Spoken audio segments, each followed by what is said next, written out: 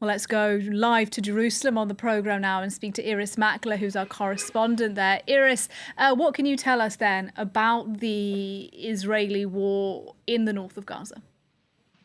We've seen it's now day 18 of a very concerted military action that Israel has been carrying out in the north of the Gaza Strip, based around the Jabalia camp. There were instructions, if I can use that word, from the Israeli military for people to leave. They did not.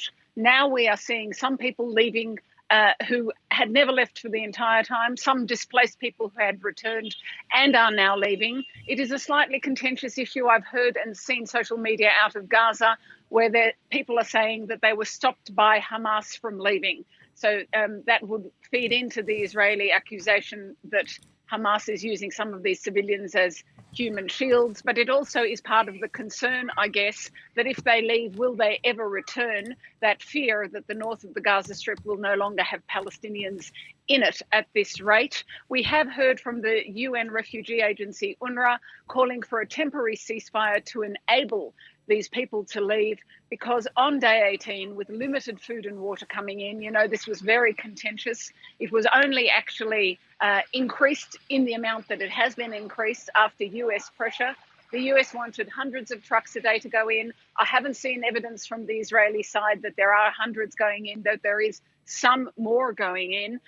Nevertheless, people are hungry, they're thirsty, they're miserable, and the UN Refugee Agency is calling for a temporary truce at the least to get them out.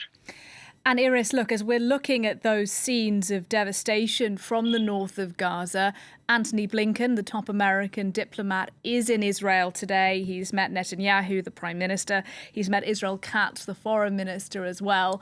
Ostensibly, his goal is what then? To try and secure a ceasefire despite what we're seeing in Gaza?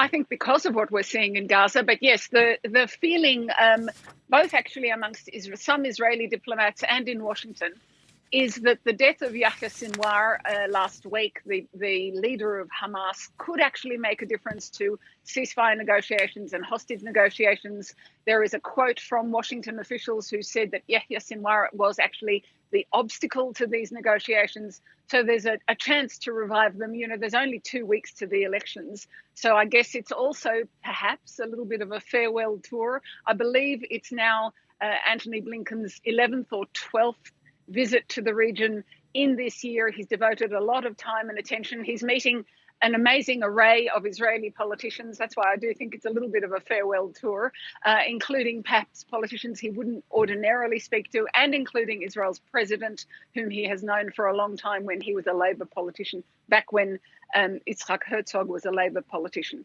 So you can see that there is a wish to make one last push and one last chance.